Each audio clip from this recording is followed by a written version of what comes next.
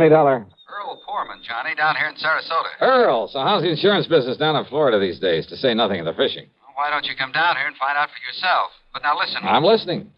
You remember how my home is situated out here on St. Armand's Key? Well, sure, I ought to. I've been there often enough. It's near the end of a long bayou that comes in from Sarasota Bay. Yeah, and the bayou is lined with expensive homes, private docks, and it's full of mullets, sea trout, sheep's head, flounder. So what about it? Johnny, what would you think if I told you I'd sold a man $50,000 worth of straight life insurance? Well, I think you were just doing your normal... Huh? Did you call to talk fishing or business? Listen, will you? Okay. What would I think if you sold a man a $50,000 policy? And? And then, 3 days later, just this morning, as a matter of fact, found his body floating under my dock. Oh. Okay, Earl. I think I'd better grab the first plane I can. That's what I think. And not to go fishing.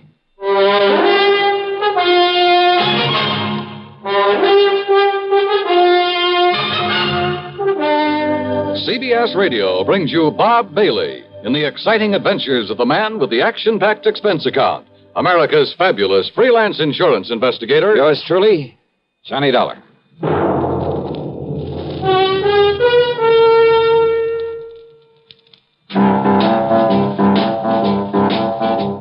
Talk about best-selling records.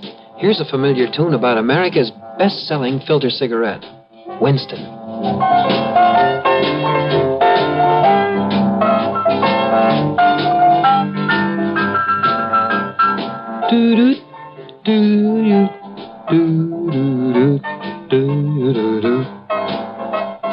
Winston gives you real flavor, full, rich tobacco flavor.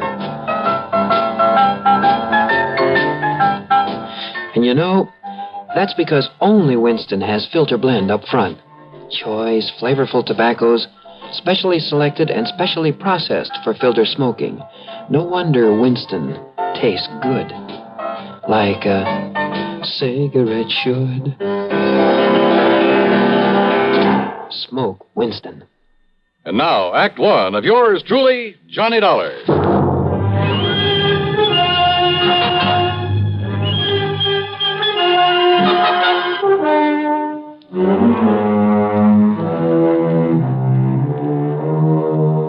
Expense account submitted by Special Investigator Johnny Dollar to the Tri-State Life and Casualty Insurance Company, Sarasota office.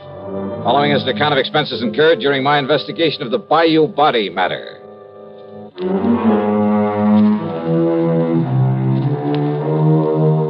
Expense account, item 1, $73.50, plane fare and incidentals, Hartford to Tampa, Florida. There I'd figured on getting a ferry plane to Sarasota, but instead Earl Poorman met me at the international airport with his car. Oh, Johnny, I'm glad you got down here so quickly. You realize I only phoned you about 5 hours ago? Yeah, Earl, I just finished my breakfast. Matter of fact, I called you before I even contacted the police. Then you probably aren't sure whether it was natural death or suicide or what, huh? We'll find out what the police have found out when we get to Sarasota. You ask me, though, I think the old man simply went out on his dock this morning, had a heart attack, keeled over, and by the time he floated down to my place, he was dead. Who was he? Well, his name, Johnny, is Ralph P. Carter. He lived in the fourth home up the bayou from mine. That new place that was just being built the last time I was down here? That's the one. He was a man of 64. Used to live in New York, where he had a business of some kind. But he had some heart trouble, so he quit and came down here to live and take it easy. Pretty well to do? Considering the house he put up, the way he and his wife lived, I'd say he was loaded. Matter of fact, I happen to know he was. Fancy car, private dock, Has nice a speedboat. wife, you say? Yes. Uh-huh. How old is she, Earl? About 50. You know what I was thinking, of course. What? Oh, if he'd been married to some much younger gal and having money and some insurance, but you know. Huh? You were thinking his wife had knocked him over to collect on this policy I sold him? Such things have happened, Earl. Well, it didn't this time for several reasons. One. He already owned a couple of other policies issued by some company up north, big ones, totaling over $200,000. 2, both he and his wife have so much in blue chip stock, so much in the bank that, well, that $200,000 won't mean a thing to her. Funny, then, that he should buy $50,000 more from you. Third, Carter's wife never knew about this policy I sold him. Oh? No. Nor is she named as beneficiary of it. Who is? Hold your hat, Johnny. This is right out of the pulp magazines. What do you mean? The beneficiary happens to be a former stripper. Stripper? You mean for burlesque? That's exactly what I mean. Her name is Mitzi Taylor. She lives up in New York. I see. You know the connection, Earl? Well, from what he told me when he bought the policy, well, I guess he'd known her pretty well in the old days, before he and his present wife got married. They were only married about 3 years ago, incidentally. Incidentally, huh? Well, what's that mean? Earl, I got a kind of funny idea cooking in the back of my head. About his wife, I mean. About his wife? Yeah, let's get on down to Sarasota and find out what the police have learned.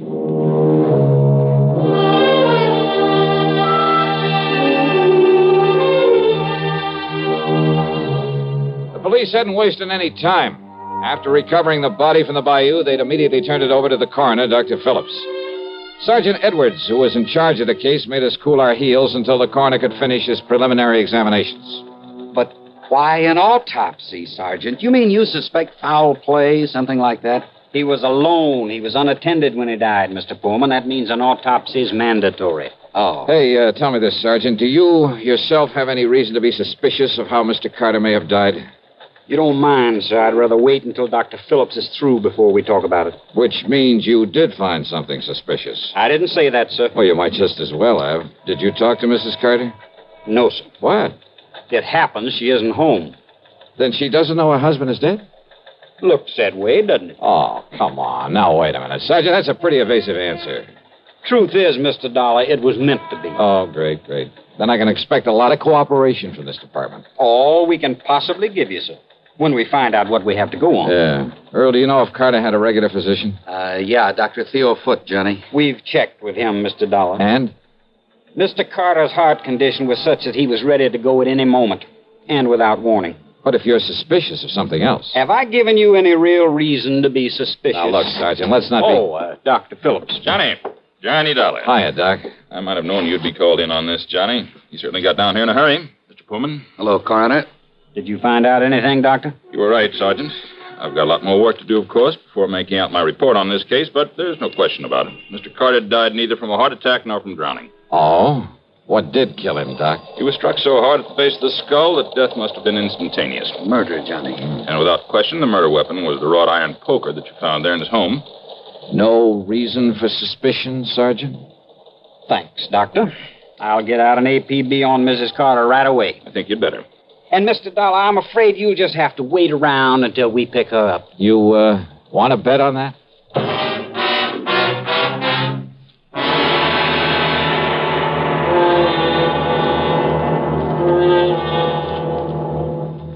Act two of yours truly, Johnny Dollar, in a moment.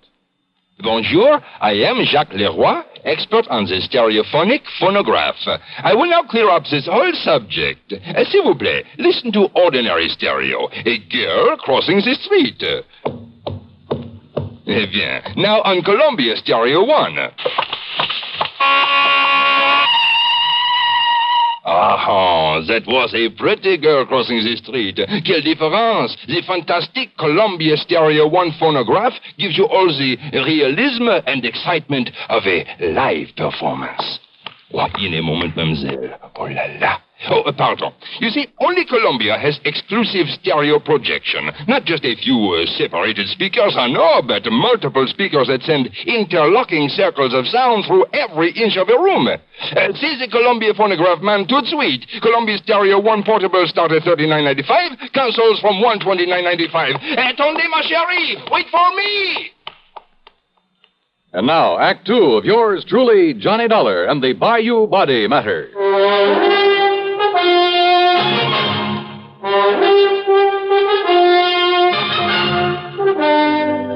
The machinery is in operation, Mr. Dollar, and as soon as we get any word as to the whereabouts of Mrs. Carter, we'll let you know. Yeah, thanks a lot. Earl, just how much did you know about Carter and his wife? Well, you know how it is, Johnny. There was some talk about their not getting along too well, but... I've thoroughly investigated, Mr. Dollar. They fought like cats and dogs. Well, now, I wouldn't go so far as to say that. At times, that is. At times. According to the people next door, they had quite an argument just last night. Oh? At one time, according to these people, she hollered at him, "I could kill you, Ralph. I could kill you." Yeah, well, that's not proof that she did. No? Then why would she say it? Haven't you ever told somebody you'd like to kill him? Well, saying I'd like to, or saying I could or would are two different things.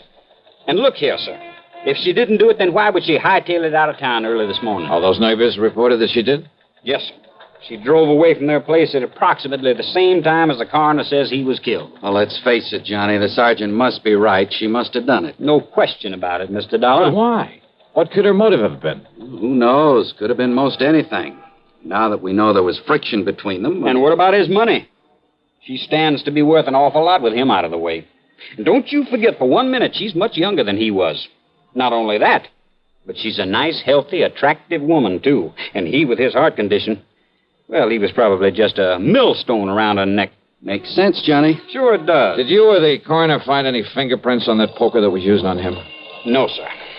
But there was some lint from a pair of cotton gloves on it. All right, then. Johnny. All right. I've seen Mrs. Carter many times. She prides herself on her dress. She can afford to. And I've never seen her outside that house without a hat and without a pair of gloves. And, of course, a lot of people wear gloves when they drive a car. Okay. Now, don't you worry, Mr. Dollar. The APB is out, and every highway north of Bradenton, south of Venice, and east of Arcadia is being watched for her. When we get her, I'll let you know. Yeah, you do that. Come on, Earl, let's have some lunch. Sure. Nothing more we can do here. Reach you at Mr. Pullman's house, I take it. Don't bank on it, Sergeant. So Earl drove me to his home on St. Armand's Key, and by then I was beginning to wish I'd made the trip to Florida solely for purposes of fishing the blue waters of the Gulf with him. But then, after saying hello to his charming wife and having a drink and a good lunch with them, I walked over to the Carter place, 100 yards or so up the bayou. Much to my surprise, there was no policeman there to keep an eye on things in case Mrs. Carter should return. I was even more surprised to find a side door standing wide open. So, needless to say, I walked in and looked around. One of the first things that caught my eye in a den off the living room was a desk. It was locked, but I managed to pry it open without too much difficulty. And there, among other things, kind of half hidden away in a folder, I found some canceled checks, a whole series of them, written twice a year for a period of over 3 years. They were made out to Mitzi Taylor, the ex-Burley Queen. Pretty sizable checks, too, all for the same amount of money. No wonder he'd kept this desk locked. But during one period of time, well, 3 checks that should have been there were missing. It gave me an idea. Out in the living room was another desk, a tambour, obviously Mrs. Carter's. Hidden away in the bottom of one of the drawers of that desk were the 3 missing checks. Huh? I beg your pardon. Mrs. Carter? That's right. Who are you? Johnny Dollar, special investigator for one of your husband's insurance companies. Special investigator? Yeah, here. My credentials. I see. And has my husband sent for you? Your husband? Of course. Where is he? You mind telling me where you've been since early this morning, Mrs. Carter? I don't know why not. I was somewhat upset this morning, and, well, being a woman, I chose to do something a man probably wouldn't understand. I've been at a beauty parlor. Where? Just this side of Bradenton. All right, now, Mrs. And Carter. if this is some kind of inquisition, I had a shampoo, a set, and a manicure. Tell me just one thing. Did you leave this house before or after your husband died? I don't believe Ralph was even up by the time. Ralph, dead. His body was found in the bayou this morning. Or did you know that? Oh, I am shocked, Mr. Dollar. Terribly shocked. I am not sorry. Go on, Mrs. Carter. I married Ralph 3 years ago. It was my second marriage. My first husband, though very wealthy, was I don't know why I'm telling you this. Go on, please. I thought that Ralph, because he was older than I would... Well, I thought that with my money, he'd be content to settle down to the quiet sort of home life I'd owe. Don't you see, it was only for my money that he married me. The only woman he ever cared about, whom he continued to support with my money, was a horrible... See, you've been through my desk. Yes. I'd known about her for some time, Mr. Dollar. But yesterday, when I found those checks in his desk... Would you call them motive for murder, Mrs. Carter? I told him I would divorce him. I told him last night. I'm afraid it was quite a scene, but Good heavens. All right, now listen carefully. I want you to answer my questions carefully, regardless of how absurd you may think they are. Well, all right. You always wear gloves, don't you? What? Well, of course. This kind of gloves like you're wearing now? Only this kind. I have them made for me in France and sent to me on special order. Even when you're working in the garden, say? Of course. I save the old ones for that kind of thing. Any other kind of cotton or wool or domestic leather I'm allergic to. But, Mr. Dollar, I don't understand why... Such a little thing, and yet... What? And yet murder cases have been solved on a whole lot less. Murder? Did you say murder? So you found her for us, Dollar. Oh, Sergeant Edwards. So maybe you private dicks do have some value after all. All right, Mrs. Carter. Yes, Sergeant. I'm arresting you on suspicion of murdering your husband. You what? Now, just a minute, May as young well man. go along with him, Mrs. Carter. But, Mr. Dollar, But I'm glad you threw that word suspicion in there, Sergeant. What's that? Yeah, it may save you from being sued for a lot of money. Huh? Yeah, for false arrest. Act 3 of yours truly, Johnny Dollar, in a moment. Welcome, recording star Mel Torme. It's terrible trying to sing with a bad cold. So I always take 4-way cold tablets to relieve cold miseries fast. Good idea. Tests of all the leading cold tablets proved 4-way fastest acting. 4-way starts in minutes to relieve muscular pains, headache, reduce fever, calm upset stomach, also overcomes irregularity. When you catch cold, try my way. Take 4-way cold tablets. The fast way to relieve cold distress and feel better quickly. 4-way, only 29 cents. Now, here's a word about another fine product of Grove Laboratories. Had dandruff for years? Now get rid of it in 3 minutes with Fitch Dandruff Remover Shampoo. 3 minutes with Fitch regularly is guaranteed to keep unsightly dandruff away forever. Apply Fitch before wetting hair, rub in 1 minute. Add water, lather 1 minute. Then rinse 1 minute. Every trace of dandruff goes down the drain. 3 minutes with Fitch, embarrassing dandruff's gone. Fitch can also leave hair up to 35% brighter. Get Fitch Dandruff Remover Shampoo today.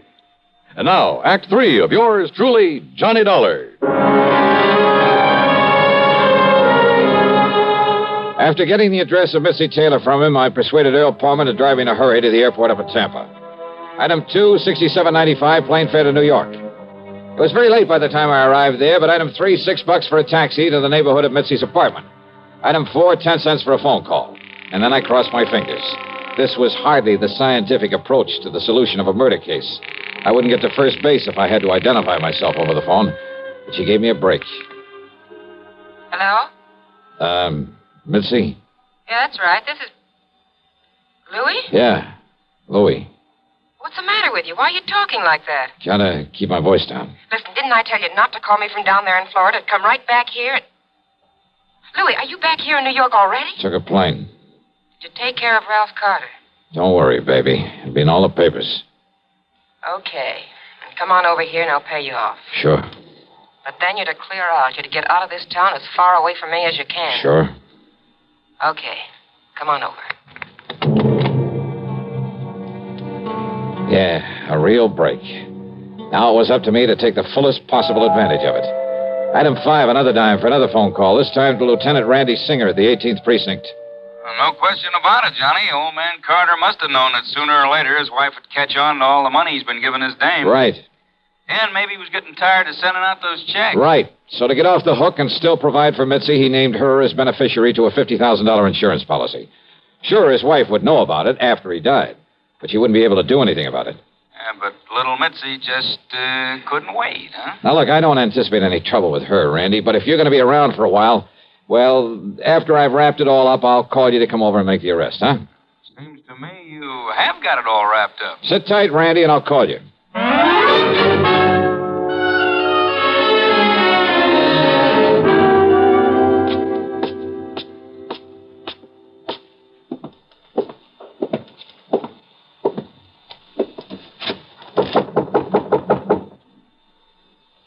Yeah, who is it? Louis.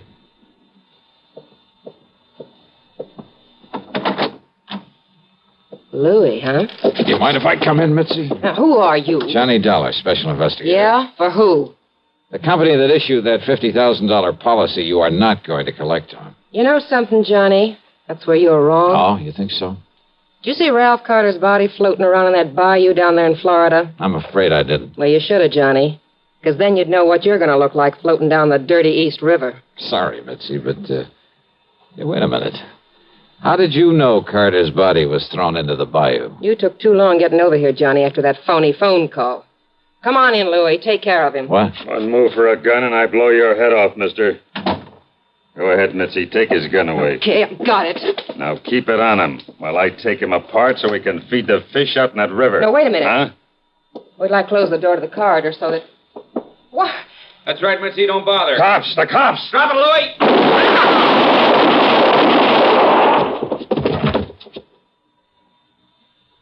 Okay, boys. Take what's left of them out of here. Right, Lieutenant. Maybe you better put some cuffs on the dame. Right.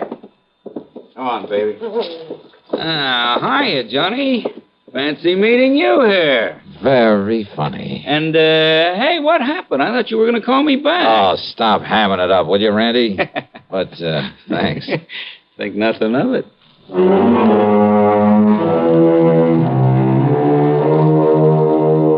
Louis managed to survive, and I understand that the way he shut off his mouth in the hospital, well, I understand he pretty much cinched the case against both himself and Mitzi.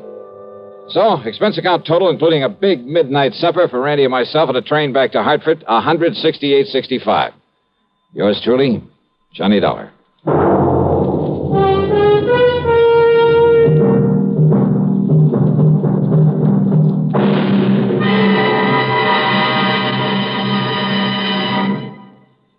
Our star will return in just a moment. This is the cold season. What do medical authorities say about the common cold? Doctors tell us there is no known drug which will cure a cold. There are effective medications for treating complications, accompanying or following a cold. If you've been taking sensible precautions and still have one cold after another, it's best to see your doctor. And here's more good advice.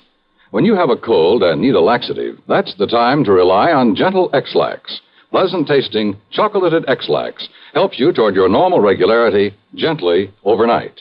X-Lax gets along with any cold remedies you may be taking, and X-Lax works where nature wants, in the lower tract, not the stomach.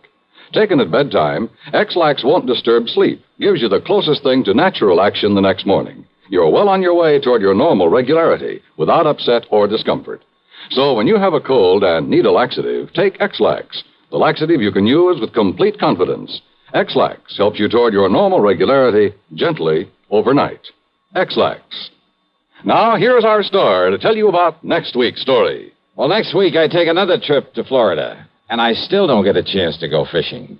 Instead, a lesson in how not to commit a murder. Join us, won't you? Yours truly, Johnny Dollar.